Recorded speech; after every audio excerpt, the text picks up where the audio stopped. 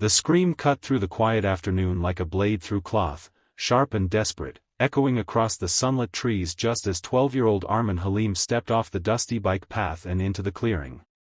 What he saw froze his breath mid-chest.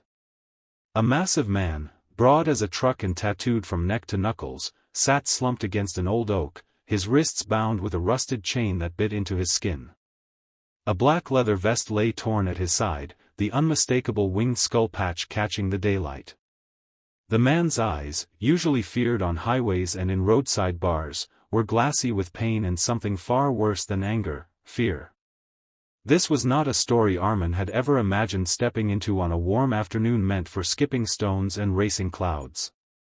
If you believe kindness can change even the darkest moments, take a second right now to like this video, comment, share it with someone who needs hope, and subscribe to the channel Kindness Journal, where second chances still matter. Armin was small for his age, all elbows and sun-browned skin, with hair that refused to lie flat no matter how much water he splashed on it. He lived with his grandmother on the edge of town, where the woods began and secrets seemed to settle like dust.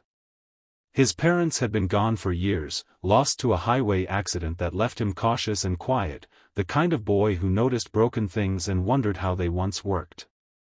He had been riding home from the corner store, bread tucked into his backpack, when the scream reached him.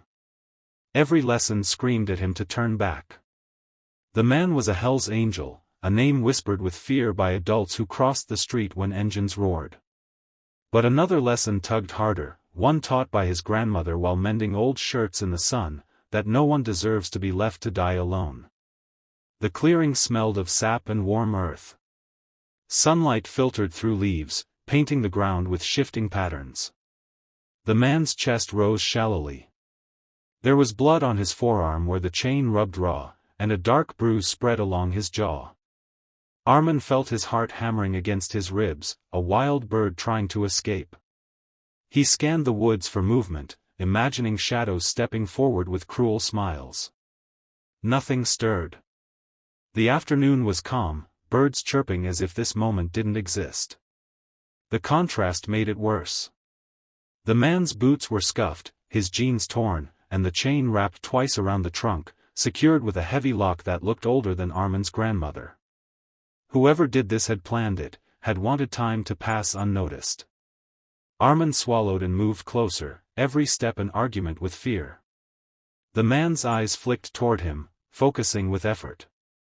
The reputation of bikers loomed large in Armin's mind, stories of violence and anger, of men who laughed at pain. But this man looked broken in a way Armin recognized.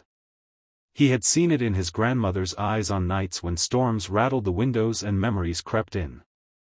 The man tried to shift, failed, and a low sound escaped him that was not a threat but a plea. Armin's hands shook as he reached into his backpack and pulled out the bottle of water he had bought. He hesitated only a second before lifting it to the man's lips, careful and slow, watching as cracked lips closed around the rim and relief softened the hard lines of his face. The boy's mind raced through possibilities. He could run to town and get help, but the path was long and his legs were short. He could call the police, but his phone was old and often lost signal among the trees. He could leave and pretend he never saw this.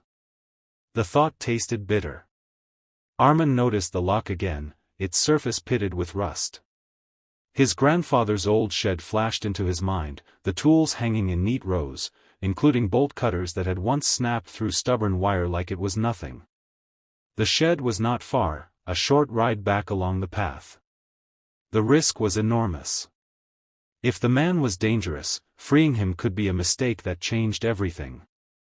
But the alternative felt like betrayal of something deeper than rules. Armin left the clearing at a run, heart pounding louder than the cicadas. The ride back felt endless, the path blurring beneath his tires as sunlight flickered through branches. He crashed into the shed door, fumbled with the latch, and grabbed the heavy bolt cutters, the metal cold and reassuring in his hands. As he pedaled back, his arms burned, and doubt gnawed at him. What if the man lied? What if this was a trap? What if kindness made him foolish? The questions chased him like shadows, but he didn't slow down. When Armin returned, the man's head had slumped forward. Panic flared. Armin dropped the bike and ran, shaking the man's shoulder lightly until his eyes opened again. The relief that washed through Armin was fierce and surprising, like finding air after being underwater too long. He set the cutters at the chain, hands trembling, and squeezed. The metal resisted, then gave with a sharp crack that echoed through the trees. Armin froze, listening for footsteps, engines, anything. Silence answered.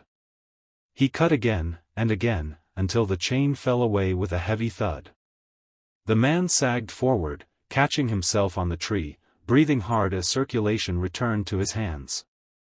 Armin stepped back, unsure what came next. The man took a long moment, steadying himself, then slowly stood. He was taller than Armin expected, a wall of muscle and scars